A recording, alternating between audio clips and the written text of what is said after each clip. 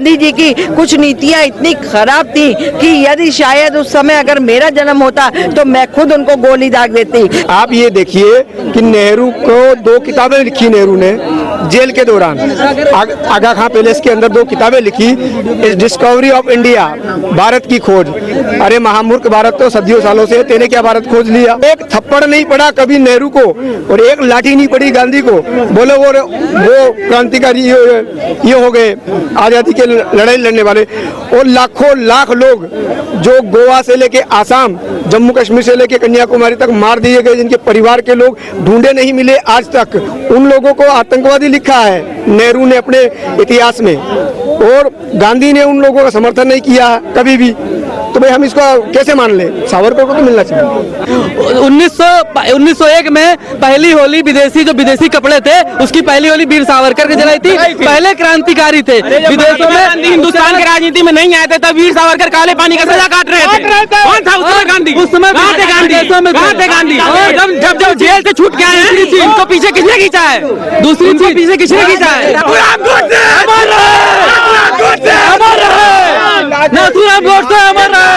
और आप जो गांधी जी कर रहे हो, गांधी जी महान आत्मा नहीं है, ये बुरी आत्मा है जो आज भी नोटों के ऊपर भटक रही है। ये गांधी जी अगर चाहते तो भगत सिंह को फांसी ना होती, ये उनके खिलाफ केस लड़ सकते थे। मुझे ये पहले एक आदमी है, जितने भी लोग खड़े हैं, मुझे ये बताइए गांधी जी को अंग्रेजों ने कितनी बार लाठी मारी, कितनी बार जेल भेजा, कितनी बार उनको सजा हुई? कुछ नहीं हुई, क्योंकि गांधी जी जो थे वो अंग्रेजों से मिले हुए थे और अंग्रेजों के वो पिट्ठू थे। इसलिए गांधी जी को तो अब बस जैसे मोदी जी आ गए हैं, अब गांधी जी की भी आहिस्ता आहिस्ता कांग्रेस वाली हालत होनी चाहिए और इनको आहिस्ता आहिस्ता अब हर चीज से हटाना चाहिए। गांधी जी की जो हत्या हुई वो बहुत देर से हुई।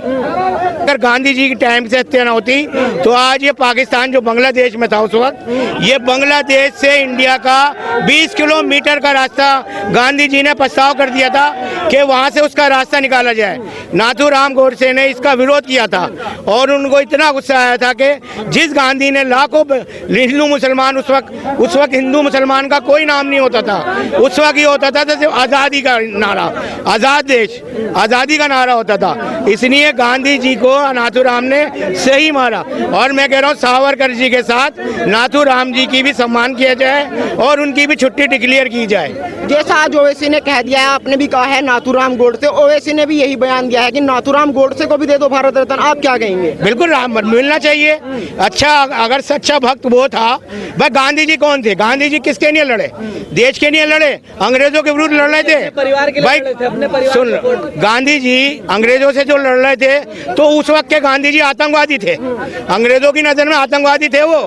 तो एक आतंकवादी को सम्मान क्यों दिया जाता था और बाकी बड़े नेताओं को क्यों डंडे मारे जाते थे, क्यों लाठियां मारी जाती थी, क्यों उन्हें फांसी पर लटकाया जाता था? गांधी जी की कुछ नीतियां इतनी खराब थी कि यदि शायद उस समय अगर मेरा जन्म होता तो मैं खुद उनको गोली दाग देती। मेरे घर में गांधी जी की कोई प्रतिमा नहीं है। मैं जब पहली बार जॉब करने के लिए गई हूँ 1990 में और उस टाइम में ग्रेजुएशन कर रही थी, मैंने उसको हमेशा जाती थी तो देखती थी बॉस के कमरे में गांधी जी लटके, उसके नीचे बॉस की कुर्सी।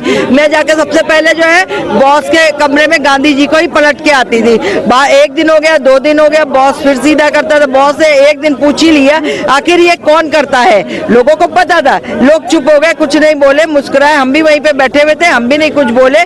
फिर जो है कहने लगे ये लोग तो पुराने, ये तो नहीं करते होंगे। मुझसे बोले तुम करती हो? मैंने कहा हाँ, इनको आप हटा दीजिए तो ज्यादा अच्छा होगा। मैंने कहा आपको पता है ये कौन है? तो इसलिए जो है जो नाथूराम गोडसे ने किया बहुत अच्छा किया है और हम तो कहते हैं नाथूराम गोडसे को भी वीर सावरकर की तरह मिलना चाहिए। पिताजी ने बात करी, 1 मिनट माता जी, आपके विचारधारा से देश नहीं चलता और हमारे पिताजी ने हमें ज्ञान दिया है वो महात्मा गांधी का दिया है। और यहाँ खड़े खड़े सभी मेरे बड़े भाई बहन वो सभी अपने बच्चों को बापू का ज्ञान देते हैं, ना कि नाथूराम गोडसे का। 1 मिनट, आपने उनकी गलतियां तो देख ली, आपने उनके करेगा देखिए, आज ज्ञान देना चाहिए। आप इनसे भी पूछिए भाइयों से अगर मैं गलत कह रहा हूँ। आप एक मिनट यहाँ पे बात महात्मा गांधी की भी नहीं हो रही है, यहाँ पे वीर सावर, मैं आपसे विनम्र निवेदन करता हूँ आप लोग शांत हो जाए, आप लोग शांत हो जाए, एक मिनट आप शांत हो जाए, एक मिनट रुक जाइए।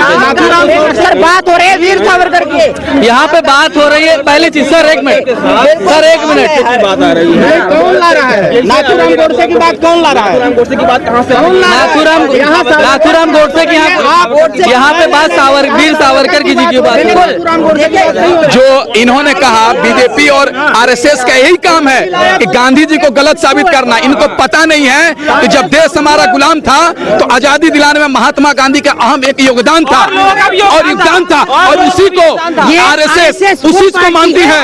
जो गोडसे जो महात्मा गांधी को गोली मारा था उनको मानती है। तो आप पता चला सकता है कि बीजेपी और आरएसएस देश के लिए कितनी बड़ी खतरा है। समझिए कि महात्मा गांधी का बहुत बड़ा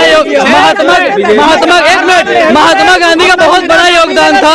महात्मा गांधी एक मिनट नहीं चलाई है इस देश में। जवाहरलाल नेहरू ने या इंदिरा गांधी ने या तो राजीव गांधी ने एक गोली चलाई हो, एक गोली किसी एक अंग्रेज को मारा हो या एक को निकाला हो इस देश से निकाला हो, सबको भारत रत्न दिया गया। सब अपने हाथ से भारत रत्न ले लिए और आज ये बात करते हैं वीर सावरकर। देखिए यहाँ पे जो बात हो रही है, पहले यहाँ जो बात हो रही है वीर सावरकर की हो रही है।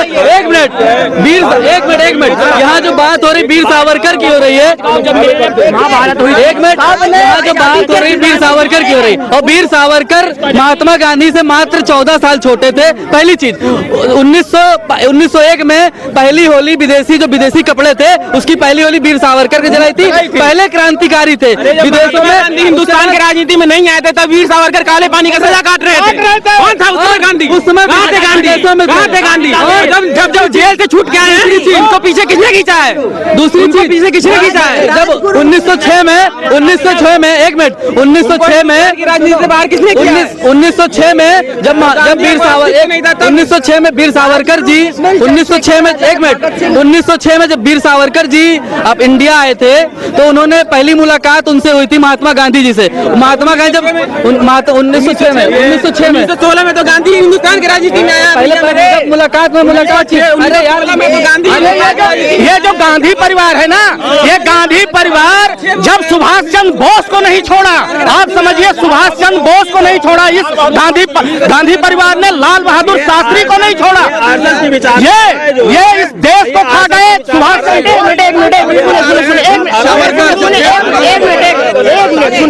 मुझे एक बात बताइए, आप कह रहे हैं आरएसएस की विचारधारा है। सुनिए मेरी बात सुनिए, अगर कहीं पे कोई भी बाढ़ आता है तो सबसे पहले वहाँ आरएसएस आती है। आरएसएस जाती है। एक मिनट पहली चीज है, अभी पटना में बाढ़ आई, मेरे पास फोटोज है। परिवार कहाँ थे? सबसे बाढ़ में सबसे ज्यादा काम करने वाला व्यक्ति है तो पप्पू यादव ने किया है। आरएसएस कोई कार्यकर्ता नहीं दिखा, सबसे ज्यादा पप्पू यादव ने